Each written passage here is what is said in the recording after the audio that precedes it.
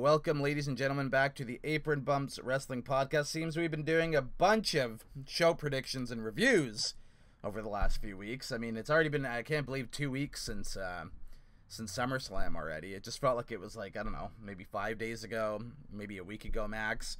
But here we are, because finally, All Elite Wrestling is holding their third quarter pay-per-view, All Out, tomorrow night, beginning at 8 o'clock p.m. Eastern Time. They, of course, plan to do 4 pay-per-views a year as a company, do 1 in the winter, 1 in the spring, 1 here in the summer, and, of course, a final 1 late in the fall. A pretty stacked card, I won't lie. It's looking to be a pretty decent show, or pretty good, actually. I mean, I loved Double or Nothing back in May, despite it being a pandemic show. That's a strong contender for my personal show of the year. I have it kind of tied with TakeOver Portland, which was an NXT show that had the benefit of having a live crowd. So the reason I kind of favor Double or Nothing maybe a little bit more is because it was so fantastic without an actual paid audience. I found that to be unbelievably spectacular on AEW's part. So I kind of have both shows tied. One for with fans, and then the other one for without having fans. So this is going to be there. But this one, I guess, is going to have some paid fans in attendance, because the last few Dynamites, people have been set up in the little dealy bob there in Daly's place, and they're in their pods, and they're all socially distanced and separated. So there's going to be some fans watching this pay-per-view tomorrow night, which is going to be very, very interesting. And I mean, we're going to hear a bit of crowd noise that's legitimate, and it's going to be first time on an AEW pay-per-view since Revolution back in February, so it should be an interesting time.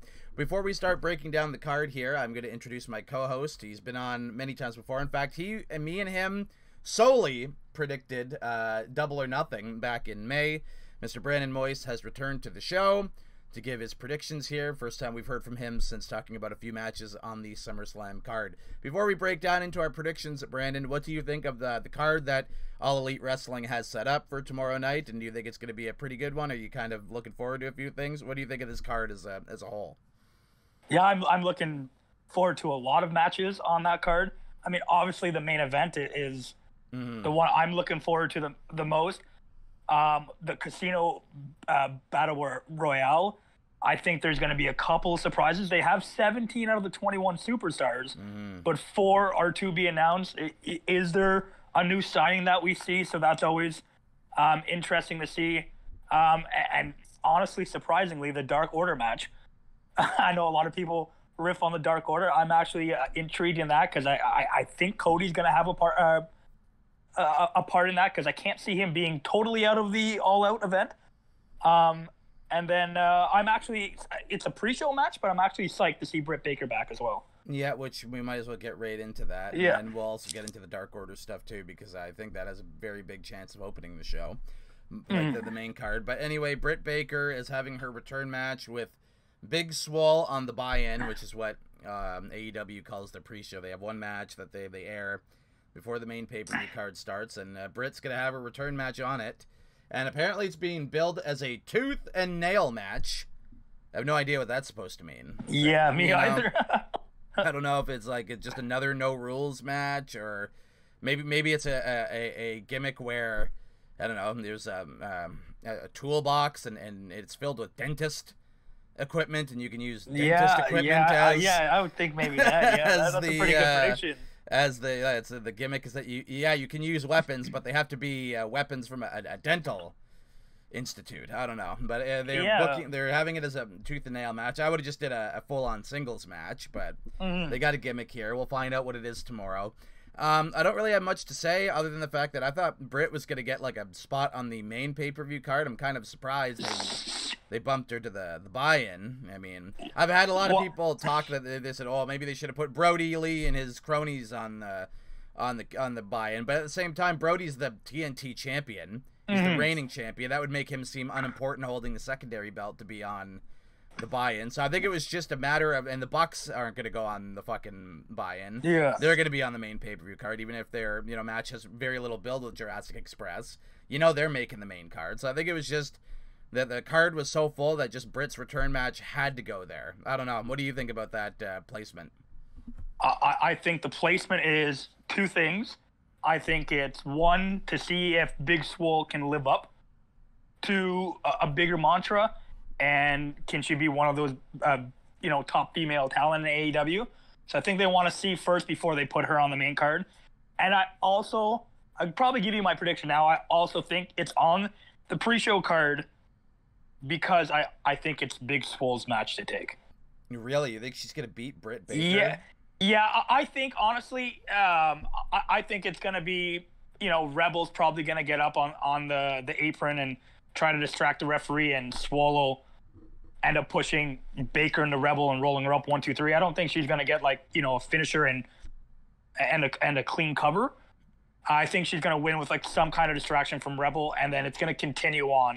And I think you're going to see it continue on a bit into Dynamite for the next couple of weeks, or maybe longer. But yeah, I think that's why it's on the card. I think they want to give Swole a big win and progress her into the top half of the AEW Women's division. Well, with the character development that Baker has had since suffering her injury, it was very clear she was originally booked to compete at Double or Nothing, everybody. Yeah. She was going to face Chris Statlander in a match, and she got hurt on the go-home show or whatever right before it was supposed to happen. So she got taken out, and Statlander ended up facing, I think, Penelope Ford at that pay-per-view.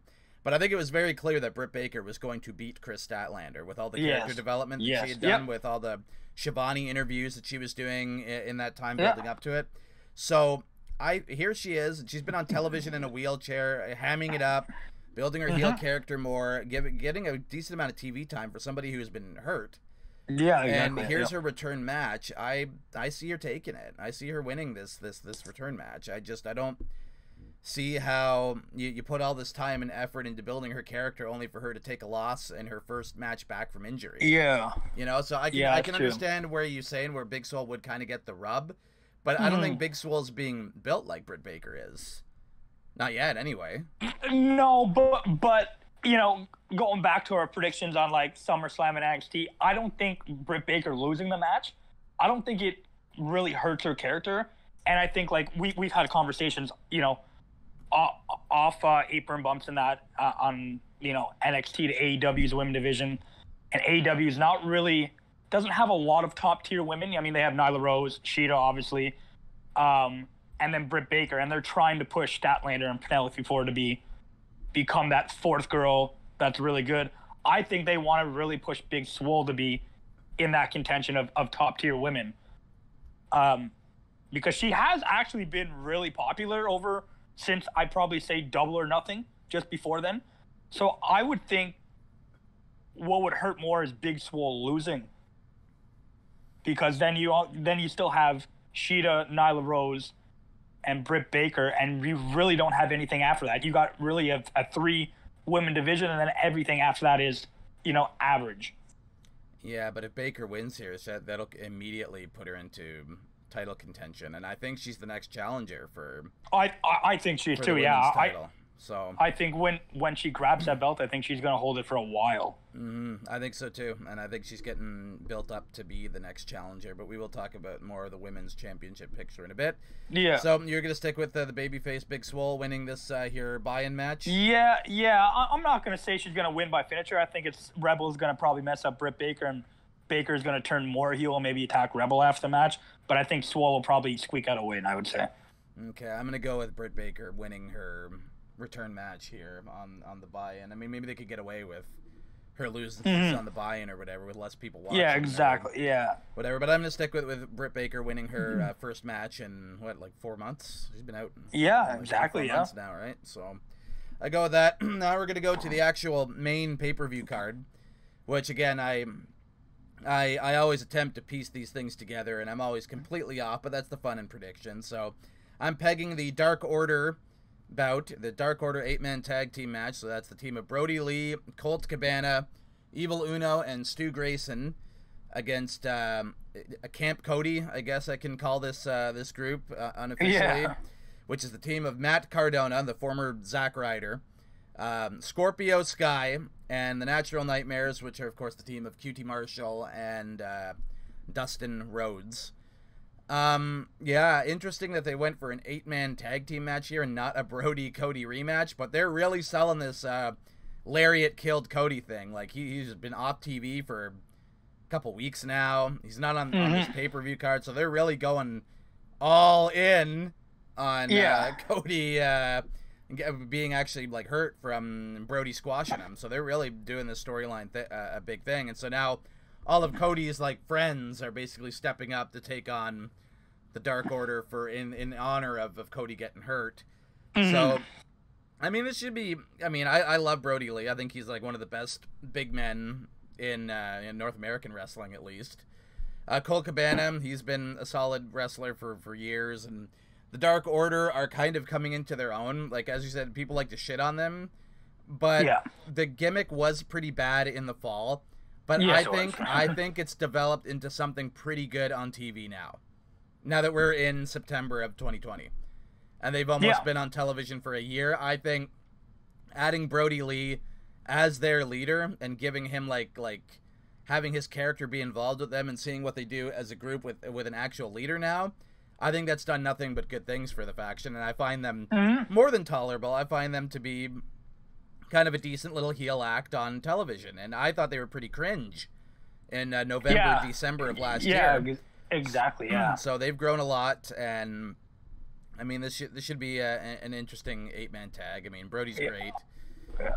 He can. What were you about to say? I really like how they added Colt Cabana, because Colt Cabana is a fan favorite, right? Mm-hmm. And I like how he kind of went a little dark, and then Anna Jay, who's up and coming in the women's division, who was like a sweetheart when she came in. Now she's all dark, and she attacked Brandy Rhodes. So I've liked how they've added the right pieces, I find. Yeah. To the Dark Order. Well, it's like they just add on to it every week. It seems to find a way to expand it and make it important. And I think like it has a pretty big amount of importance now that Brody Lee is carrying the secondary singles title. And not only does he carry it, but he squashed Cody to do it. Yep. I think he beat Cody in under like 5 minutes on that episode of Dynamite that aired head to head with Takeover a couple weeks ago. And so now it's going to be a battle. I mean, Matt Cardona is going to really show what he can do, hopefully. I mean, try and wash off the Zack Ryder jobber stink of fucking decade. See how he does with that. Scorpio Sky being involved with, like, Cody's faction is interesting. He's basically, like, I don't know if they've officially taken him out of SCU, but it seems like it. Because he hasn't been involved with SCU in weeks, and he's just been hanging around with like Dustin and Cardona and Cody on television weekly ever since Cody gave him a TNT title match, and he's just been part of their group. So that's been weird. But you know what? Even if he is done with SCU and he's made his way out, I don't think it's bad, because everybody is so used to Kaz and Daniels. I mean, they were one of the top TNA tag teams when they were back in the day when they were in TNA. They were the best TNA tag team back in the day. So I don't even think it hurts. I think Kaz and Daniels are still a very solid team. Well, I have a reason for why I'm thinking they're distancing him from the tag team division. I think they see potential in him as a singles guy.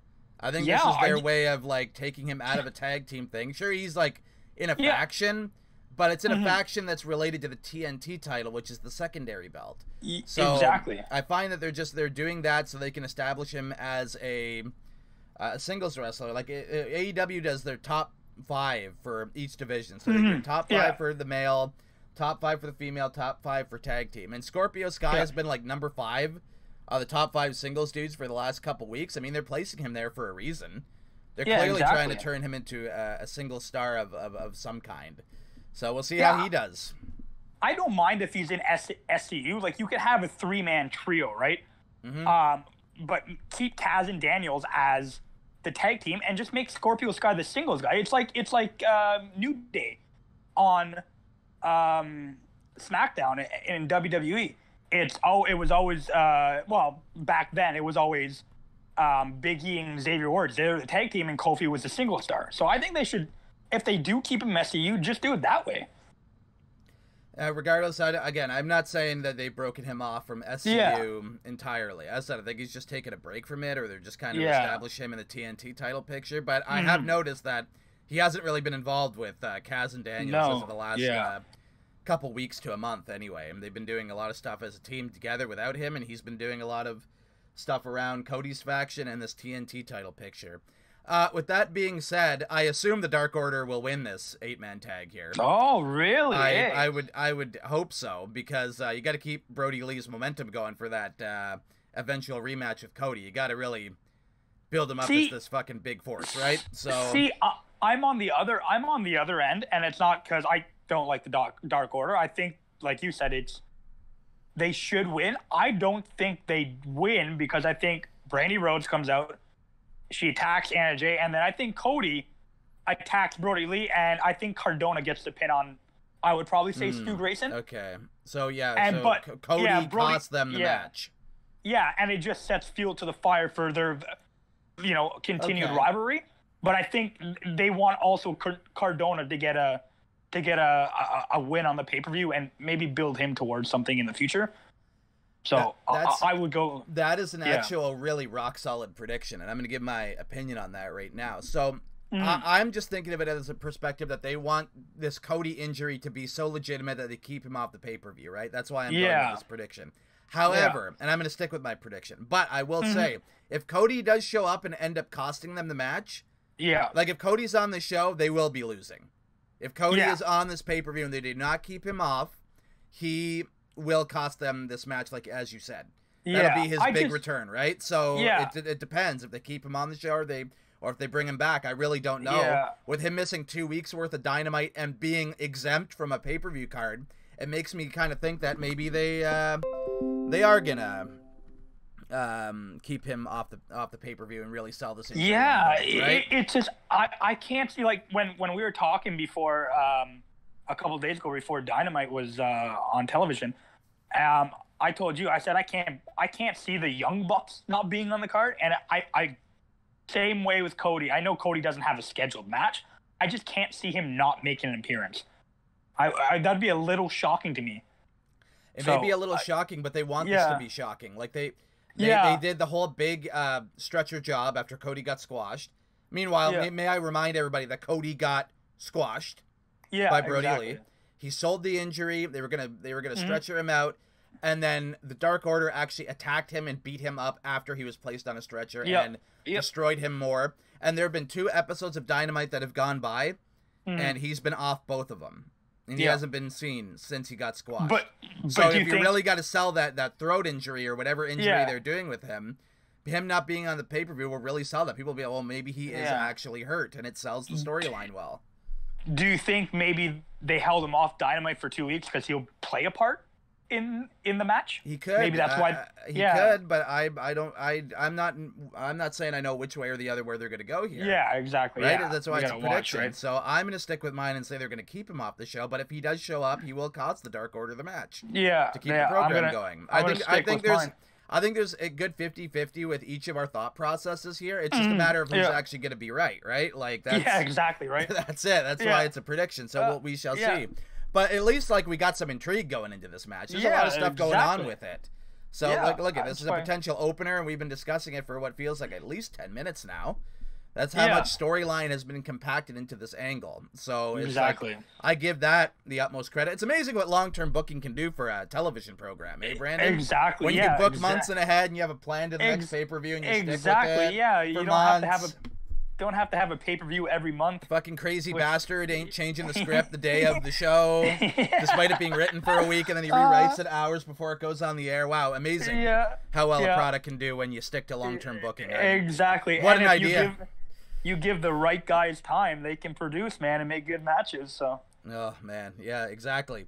So okay. So Brandon's gonna stick with Camp Cody pulling out the victory because of help from Cody himself, who's gonna get one over on Brody Lee. I'm believing that Cody's gonna be kept off this pay-per-view for injury storyline purposes, and that the Dark Order will keep their momentum going. We will find out who will be right tomorrow night. Moving on, everybody. Now we're gonna go to an even more interesting bout, and that is the Casino Battle Royale.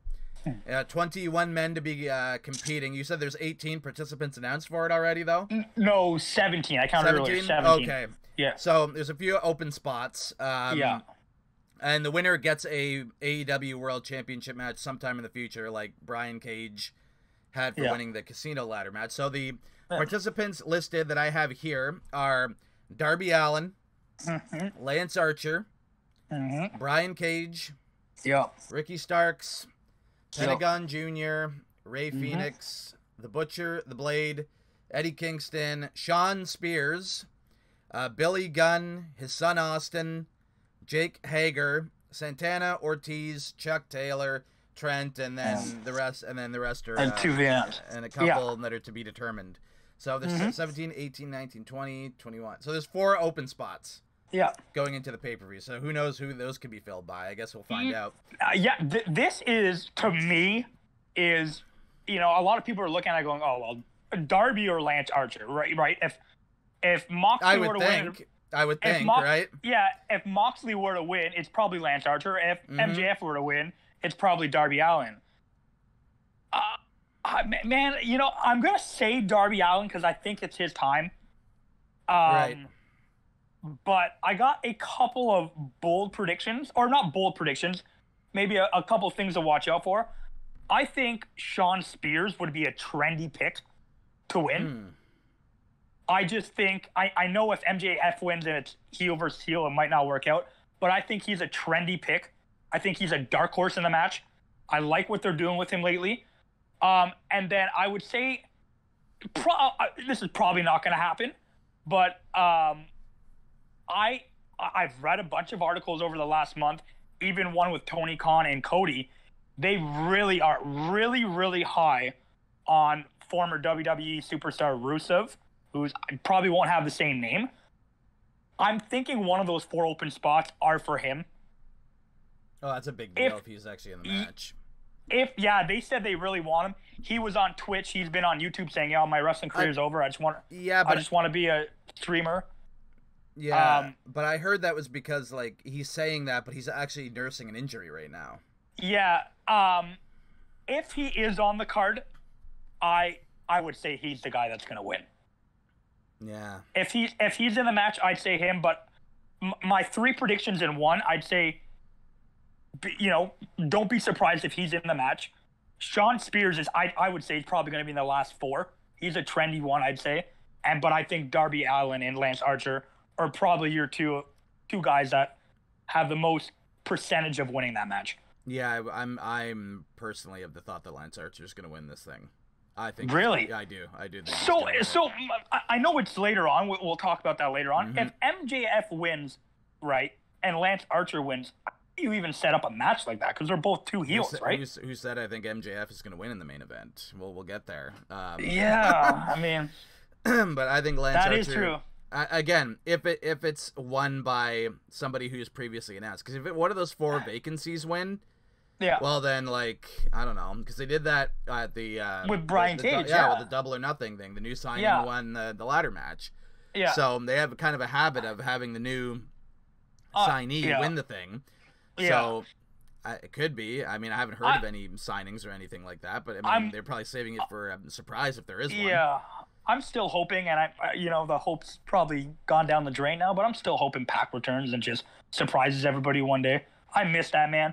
Isn't he's stuck in the UK, is he not? Like Pete Dunne and all the other fucking European wrestlers. They talked to Tony Khan before Wednesday's Dynamite, and he goes, no, he's still part of the company, and he really wants to be on Dynamite. He just can't get out of England right now. Yeah. And I was like, oh, Pete Dunne hasn't been on NXT since like February, March, or something like that. Yeah, exactly. Shortly after him and Riddle won the tag titles, and the travel bans happened. So and how it be, and I mean, just counting one of the if one of the 4 vacancies is a big new signing that they have win, that could possibly happen. But I'm gonna stick with like the people that are already on the roster that really need a refurbishing or a repush. Archer needs some momentum again, and they've kind of been building him up pretty good. Like, Cage and Starks have kind of had like some altercations with him, but I think clearly in this thing I think they see Lance Archer as a bigger deal. I just see them wanting to do something again with him and elevate him again.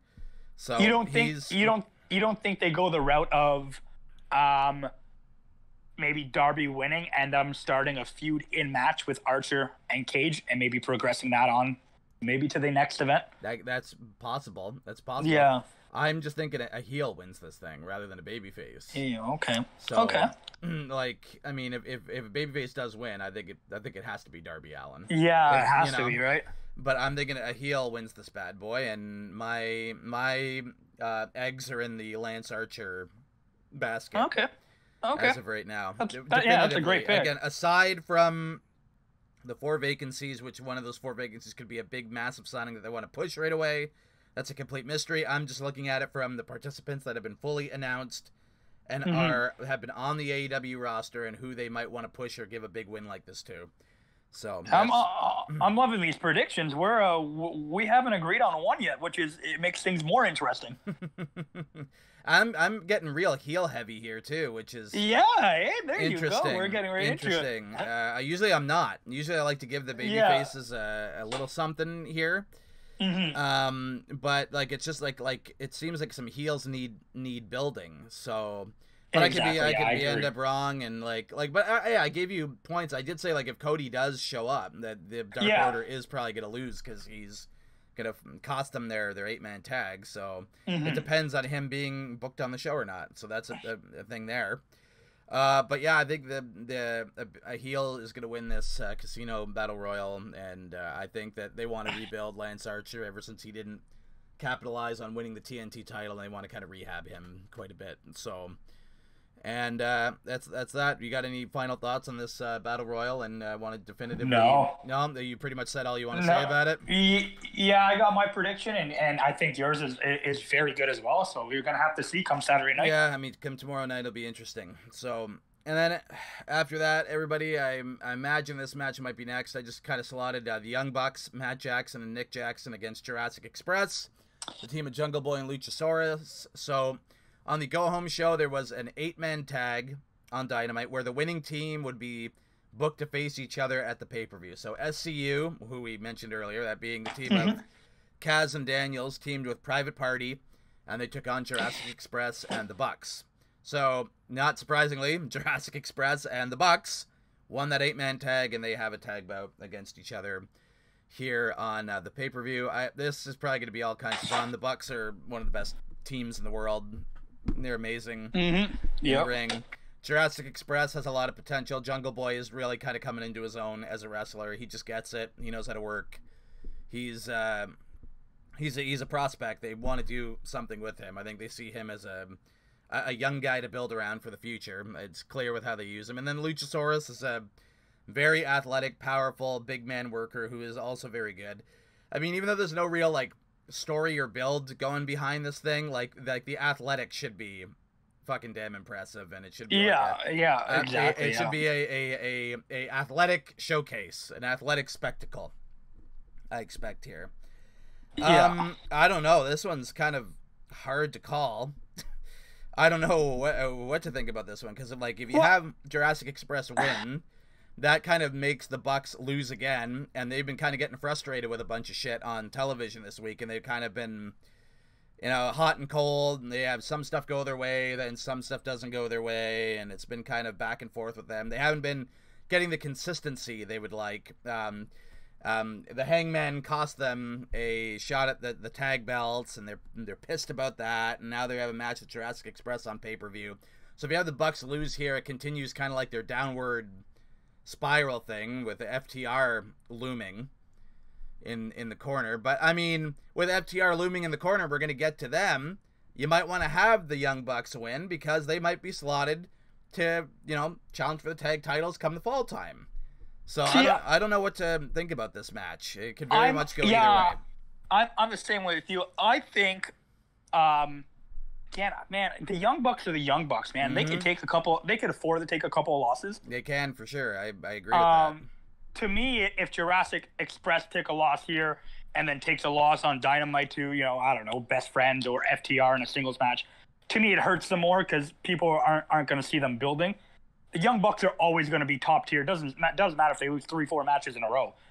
I really want to go Young Bucks. My gut is saying Young Bucks.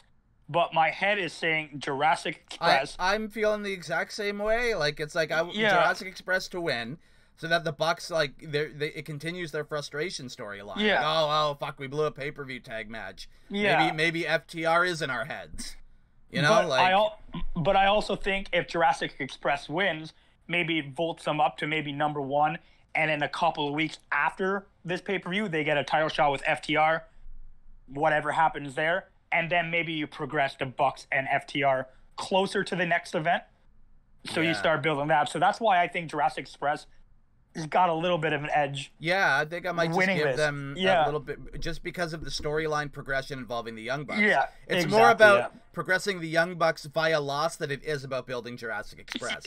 I know that sounds like I'm undermining the team, but like I'm really not. You know what I mean? Like it's more about it's I mean, it kind of, they are like second fiddle in a degree, but it is about building the Bucks and FTR, because the loss is going to be pointed at, are FTR in the minds of the Young Bucks? Have they gotten to them? Yeah. They are in a slump now, you know? Yeah. And even if Jurassic Express wins, it might not be, like you said, it's going to be pointed to the Young Bucks, but it still gives them a quality win. Not to mention, Jungle Boy is the king of winning with fluky roll-ups. It's like his thing.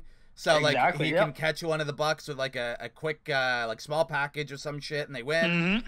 So, I expect this to be... I think this should probably going to be a great match, to be honest, from an in-ring perspective. May not have a whole lot of storyline build as far as the two teams having conflict, but you know the Young Bucks their minds are not going to be fully in it going into this match. They have a lot of stuff that's been going on through the whole summer that's probably going to play a big factor in this match, and they're probably going to end up losing because of it. So that's a prediction we will agree on. Exactly. For this year's show, and I guess again we'll find out tomorrow, folks. But yeah, the match should be great, and you know, it just shows that AEW's got the best tag team division in North American wrestling. So it's crazy how good their tag division is. Unbelievably good. It's funny, like NXT's got like the best women's division, but their tag team division's in the shitter right now, and then AEW has the best tag team division, and then their women's division's kind of green as fuck. It's an interesting parallel here, but regardless. Yeah, exactly. Speaking of women, we're going to move on to the Women's Championship bout. That is Hikaru Shida defending against NWA Women's Champion Thunder Rosa. So, I mean, the people in AEW must think Rosa's got a lot of potential. They must really like her as a talent, because they thought, well, let's go to another promotion, get their champion to face our champion in a title match. Kind of unprecedented, really. They reached out to the NWA and got their champion to challenge the AEW Women's Champion at the pay-per-view. Shida's fucking fantastic. Rosa had a fucking really good match with Serena on Dynamite this week. I'm sure if you're the NWA Women's Champion, you got to be pretty fucking damn good in the ring. And she kind of she impressed me on Dynamite this week, working with fucking an ex Straight Edge Society member, who hasn't been seen in a long time. But Serena was always a pretty good worker in her youth, but she's quite older now. And I thought Rosa and her had a very damn good match on television this week. And Shida is just 10 times the worker that Serena is. So this should be should be a really good match. Should be some exciting stuff for sure. I don't expect a double promotional win. You're not going to bring in the NWA Women's Champion and take the belt from Shida. Like, that's obviously not going to happen. No. I think this is a big-time, easy title retention for Hikaru Shida. But it's going to be a very good match, and they're going to put on something special here. But, like, Shida's definitely winning this thing, I think. Yeah, I think this is Jesus' match to call on the card. Yeah, I think this is... I think this is a dark horse on the card, because people are going to look at it and going like, oh, they brought in somebody from NWA because they really have no contenders right now with Britt Baker being out, and they've used Penelope Ford and Statlander and etc. and Nyla Rose. I still think this could be one of the best matches on the card. Thunder Rose is a great worker, and I mean, Shida, I love Shida in the ring. What can be said about Shida, right? Like, Shida's so fun to watch, man. I think it could be one of the better matches on the show too. Yeah, like, I mean, exactly. Did you enjoy the match Shida had with Nyla Rose at Double or Nothing? Their no holds barred match. I thought that match was very good. Yes, and I think this is potentially to even be better. So this could be something great here, right? I mean, it's predictable, but the match should still be lots of fun. Yeah, lots of fun. Exactly. Yeah. So yeah, that's a pretty easy prediction. We're not going to spend too much amount of time on that. We expect the match to be very good to great, and it's an easy title retention for Hikaru Shida. As Brandon pointed out, they've beaten the likes of Penelope Ford and Chris Statlander on television leading up to this pay-per-view. So they were beaten on editions of Dynamite, so you can't use them at the pay-per-view. Britt Baker's been out with an injury and is coming back in her return match, which was outside the title picture. So they had to figure out something for Shida to do. And I think they did this because they didn't want to do another Nyla match. I think they didn't want to be doing that for 2 pay-per-views in a row, right? So yeah, I think they, no offense to WWE, I think they looked at WWE and was like, we can't Charlotte and Becky this, man. We gotta save some excitement for when they do face off in the future.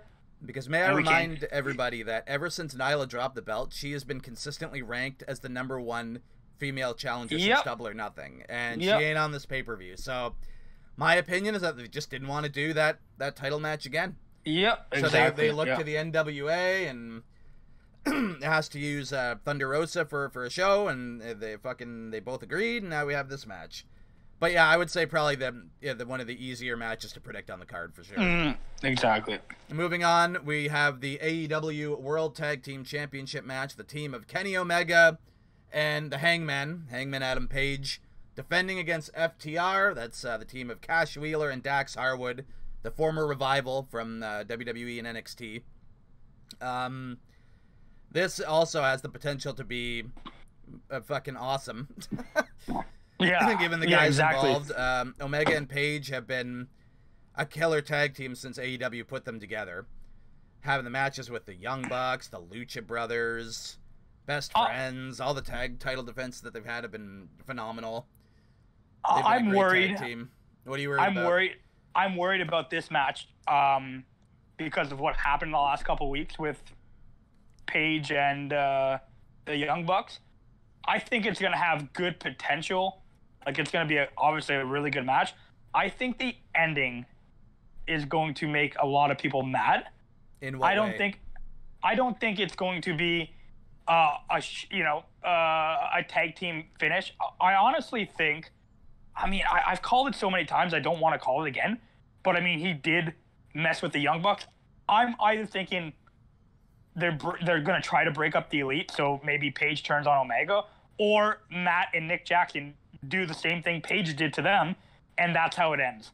And they get the win on Omega because Page can't help his partner, and that breaks up the Elite. I hope really in this match that there's no distraction and it's a clean finish. I think somebody's turning on the other here, dude. There's a turn coming. Yeah. We just don't know who. Omega. So people are of the mindset that since Hangman started the drinking gimmick and doing the stuff that he's been doing as a tweener, he got so over as a fan favorite that AEW doesn't want to make him a villain. So the idea being is that somebody from the Elite is going to turn heel and fuck him over, and he becomes sympathetic. But then some people are thinking that Kenny's actually might be turning here, that he might turn on Page and cost the team the match.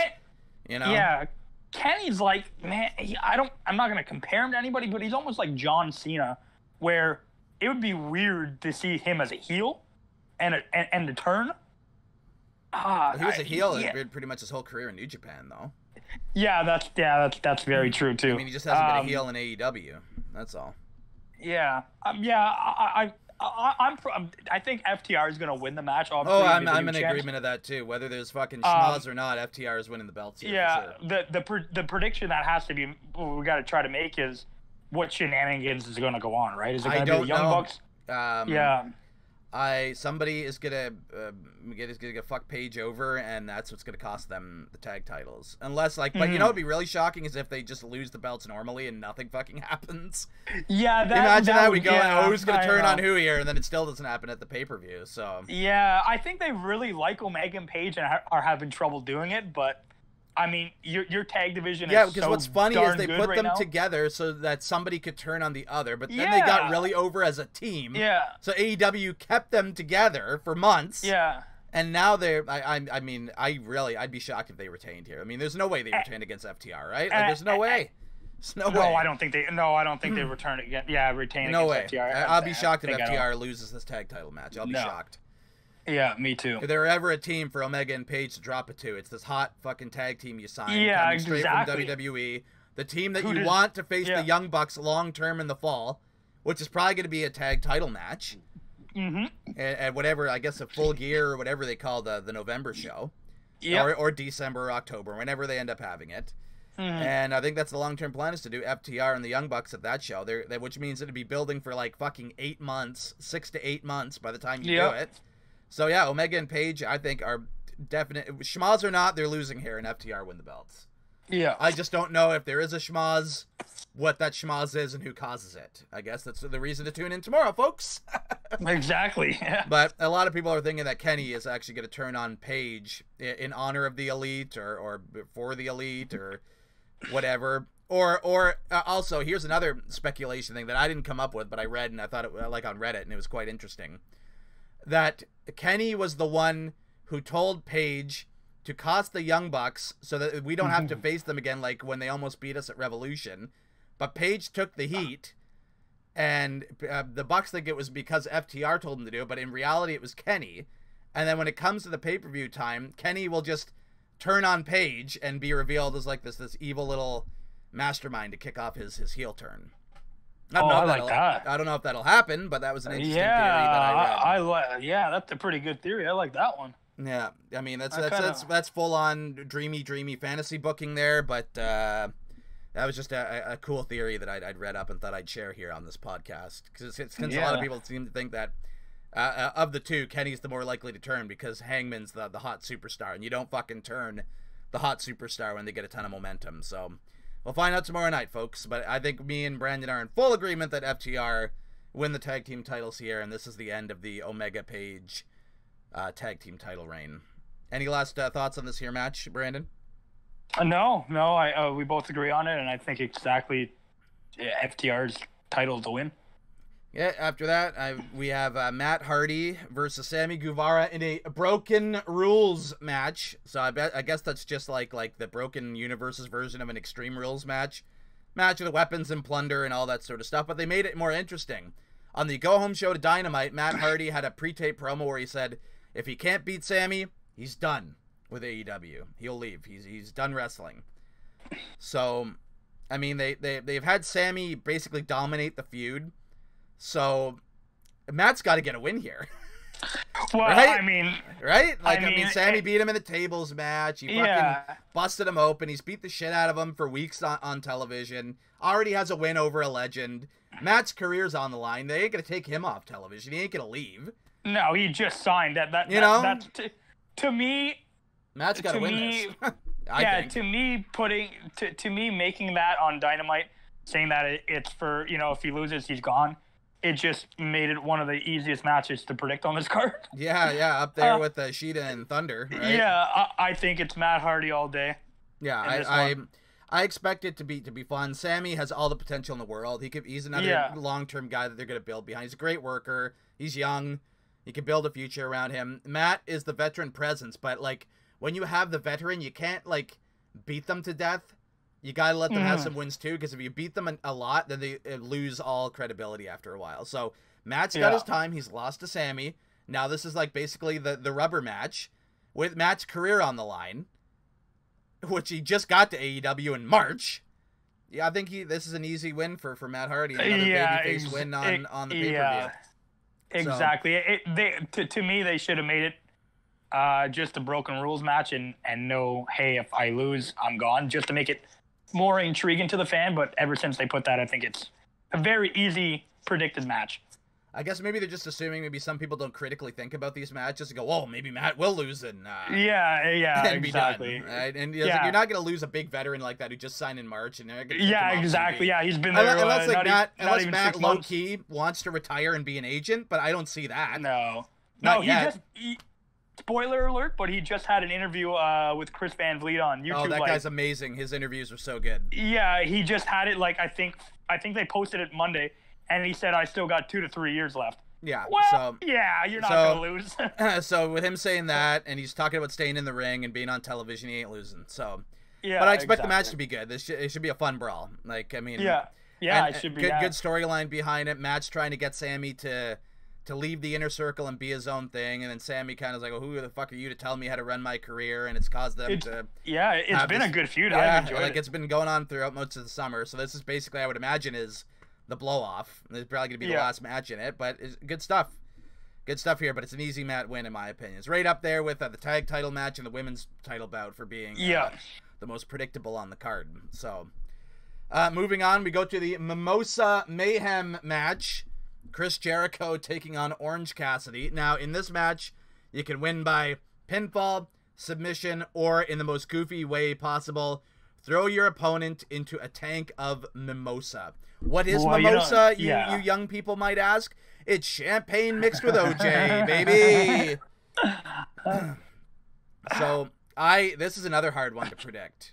I find. Really? You think this one's hard? I think so, because, like, the safe thing is to have the big star beat the fucking mid-carder, but then the right thing to do is to have the mid-carder win, so he goes up 2-1 over the legend, and you solidify him.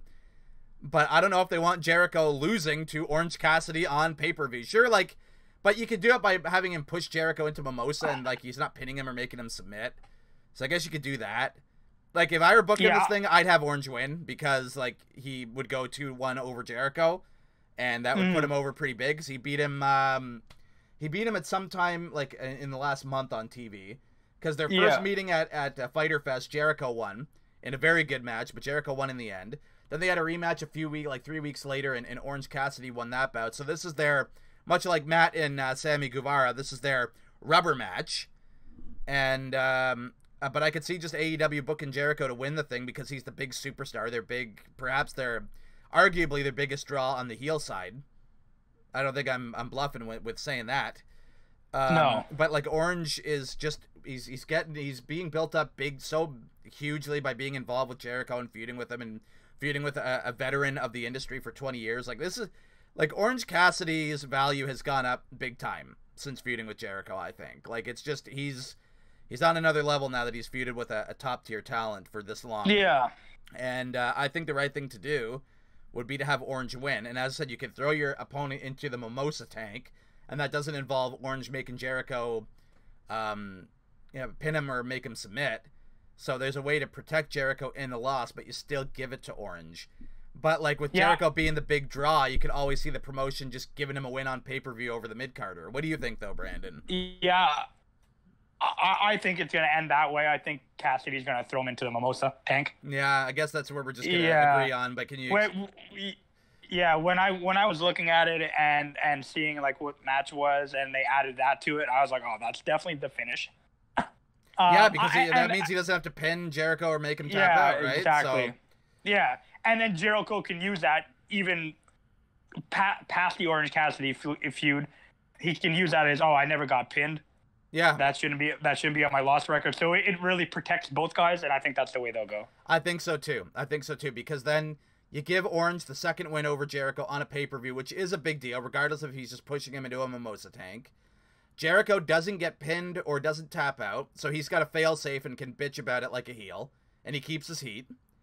And then both guys can move on to do whatever else afterwards. And now you've had Orange Cassidy get 2 wins over Jericho, one of which being on pay-per-view. And I think it does more for Orange to get the win here than for Jericho to win again. But I wouldn't be surprised if they just booked Jericho to win on pay-per-view. But they're kind of smart, and I don't think they'll do that. Yeah. So I'm gonna go with. Yeah, I can't see that. No. I'm gonna go with Orange Cassidy winning this thing to help propel him a little further. Same. I'm with you on that one as well. And then we go to the main event, ladies and gentlemen. The main event of All Out 2020 is Jon Moxley defending the AEW World Championship against MJF, Maxwell Jacob Friedman.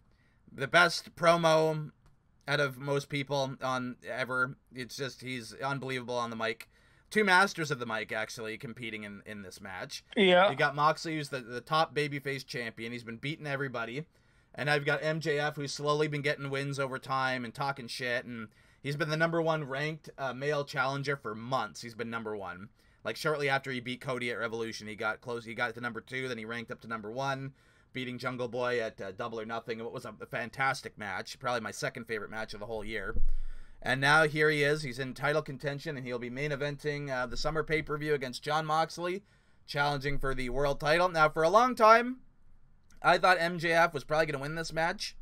I did. I thought they were probably going to strap the rocket on him and have him win the title here and just kind of give it the old college try with a chicken shit heel reign, because Moxley was dominating the feud for a bit and kind of outsmarting him and DDTing him and conning his lawyer into having a match. But then on the go home show this week, Moxley destroyed the lawyer quick, and then Wardlow jumped Moxley after the match, and then MJF joined in. They double teamed him, and MJF beat Moxley unmercifully on television to end the show. Had him bleeding. They did the whole blade job.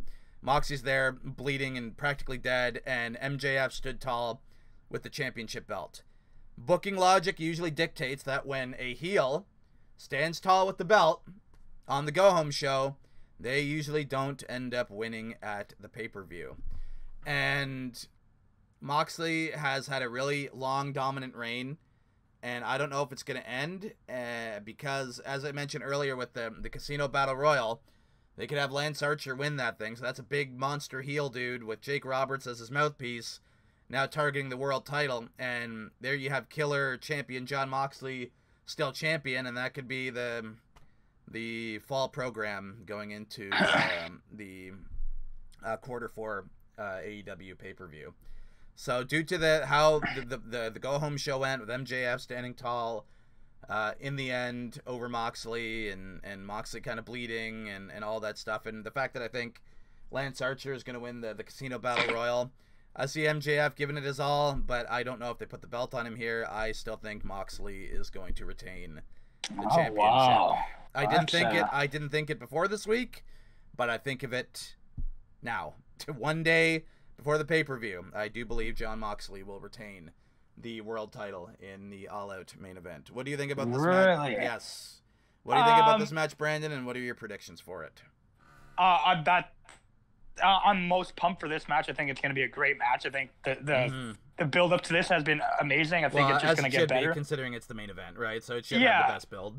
I'm going to have to go against you. I think they strap it on MJF, and I think he's going to have it for quite a while. Oh man. Well, have you ever heard that interview with Cody? I think it was early October. He had it with Tony Schiavone and the woman referee. I can never remember her name. Aubrey Edwards or whatever. Aubrey Edwards, yes, on their podcast. And they asked him, what happens if a heel has the last laugh on a go-home show before a pay-per-view? And Cody says, we're not WWE, we're not Impact, we're not ROH. If a heel, has the upper hand going into the show, doesn't mean that they're going to lose. He goes, I don't believe in that. So hearing that and seeing the way the feuds went, I think MJF is going to win. And, after this, I don't think there's anything for Moxley to do. He's done so much. And with his wife, who just quit WWE, going on a little hiatus, and she's gone for, I think, 82 days starting. She's been gone for 8 days, but she's gone for another 82 days. I think Moxley's going to take some time off. Really? Yeah, I think MJF is going to win. I'm not saying he's going to brutally beat him, but he's going to win. And I think you won't see Moxley for, I'm going to say, we'll start of September. I'm going to say end of October, early November, just before the next pay-per-view. I don't think you're going to see him until then, and then he'll make a surprise return and somehow be on the card. But I think he's deserved some time off, and I think that's why MJF is going to get strapped with the belt. It's his time, and I also think it's time for Moxley to go away for a bit, because if he does lose to MJF and there's no rematch, or there is a rematch and he loses, what does he do after? He's done everything. Like, you can't make him drop down the card. So to me is I think he deserves some time off. Make the people go, okay, Moxley hasn't been on television in a bit, almost like what Roman Reigns did in the pandemic. And then when he's good and ready and people have totally forgot about him because he hasn't been on TV, bring him back. Well, you see, here's the thing. What does he do? That's what I mean. Like, then he don't. I see them just keep. He's had a dominant reign. I think they want to keep it on him for a long time, or for like a while longer. And in fact, I think they want to keep it on him throughout the rest of 2020. So I think they just keep the belt on him, and he has another title defense, and he keeps reigning. But if he does Has he mentioned anything about wanting to take time off or anything like that? Or is this just you just think that might be something that they do? I think because, like I said, she's in WWE, right? Renee Young, or she was, sorry. And he's been in AEW. So they really only, I mean, during the pandemic, they've seen each other a little bit more because there's been tapings and that. But I think just he's done everything with his title reign. He's had such a good title reign. He's been heavily used on TV. Can you believe this? He's already reigned with the AEW World title longer than Chris Jericho did. He's already exactly. And to me, your prediction is Lance Archer. Yeah. If Lance Archer and Moxley fought, Moxley would win. I would predict Moxley at least. I just don't think. Know. If they rehabbing him, they wouldn't have him lose the second title match. I could see him dropping the belt to Archer in the fall. Yeah, I just don't think. After, if he were to beat MJF, there's anything intriguing for him to do after. So that's why I think it ends Saturday night at All Out. And then I'm not saying he might show up on Dynamite that week, but I think within a couple weeks, they'll push him off TV a bit, and you won't see him for, I'd say, at least 6 weeks. Interesting. Well, I think the Archer program could be a decent program for Moxley come the fall time. Yeah, for me, I think it's MJF and Darby. Yeah. If it's not MJF and Darby, I think it'll be Rusev if they go by Rusev, because I think they'll make him a babyface. Mm-hmm. Yeah, and then, I think MJF goes through a lot of people. But yeah, I'm going to go with he's going to keep the title for a while, and I think his first program is Darby. Well, that's interesting. We have completely contrasting opinions for the main event. Once again, Braden with the main event babyface winning. That's like my favorite prediction to do. And then I think half the time I'm right, half of the time I'm wrong. Yeah. It's really a mixed bag. But anyway, that's our predictions for the All Out card, which is happening tomorrow night, 8 o'clock p.m. Eastern time on pay-per-view. You don't really ever have anything to plug there, Budsky? You don't really have anything that you'd want to mention on screen here? I'm just gonna say go Raptors. That thrilling win last night. Hopefully they can keep it up. They're in the series now. There you go. That's it. That's all I care about. Before I go off, I hope that my boys in Vancouver can put away the Vegas Golden Knights and go on to the Western Conference Final. So we can finally have, and not only that, but for the Western Conference Final, go to the Stanley Cup Final and win the Cup in Alberta or in Toronto, wherever the series ends up ending. Because it's an Eastern team versus a Western team. And then finally a Canadian team wins the Stanley Cup after freaking 27 years since Montreal last held it. And you know what? Vancouver's my team too, and I wanted them to go out first round. So I bandwagon in the playoffs. You see, whenever there's a Canadian team that makes it, that's a franchise that was made in a Canadian city, whether it be Montreal, Toronto, Vancouver, Calgary, Edmonton, I cheer for them until they get out. Or I cheer for them all the way. Usually they don't go all the way, but I cheer for them through the playoffs. It was different this year because of the COVID and that, so they had like a different format for the playoffs. And my dad was like, oh, your team's playing Minnesota first round. I was like, yeah, I hope they lose. He's like, why do you want them to lose? I was like, because they're all young 22, 23, 24-year-old kids. They've been killing it, and they were even getting some good wins in the regular season too before COVID shut it down. So it's like they got something there, man. I'm gonna watch that game intently tonight and hope for the best. So yeah, exactly. That's what I'm doing tonight too. So anyway, we are available on Anchor. You can listen to us on the Anchor page here, which you probably did. It's anchor.fm/Brayster. But as a part of being involved with Anchor, Anchor spreads us to all of its affiliate platforms. And in fact, we got on a new one this week. I got the email about it. We are now available on Apple Podcasts. It's the it's the newest platform which Apron Bumps is on. It just started this week. Anchor just released it to Apple Podcasts, so this episode will in fact be on Apple Podcasts. But as usual, the other platforms that we are on, you can listen to us on Breaker, Google Podcasts, Overcast, Pocket Casts, Radio Public, Copy RSS, and of course the streaming service that I probably use the most out of all of them, that of course being Spotify. You can listen to us on all those platforms, folks. Whatever one you desire or like the best, you got a good variety to choose from. You know what I'm saying? Like, you got a good amount here, especially with Apple Podcasts being one of them now. That's a big platform to be on. I'm glad we're on it. So, and then also, if you happen to be watching and listening to the YouTube version of this podcast in video form, give the old Brayster channel a nice little subscribe. It is always very much appreciated. From me to Brandon to our other co-host, Gabe Dozin, who was too busy to be a part of this episode, we bid you farewell, and we are going to Spanish fly on out of here. Talk to you next time, folks.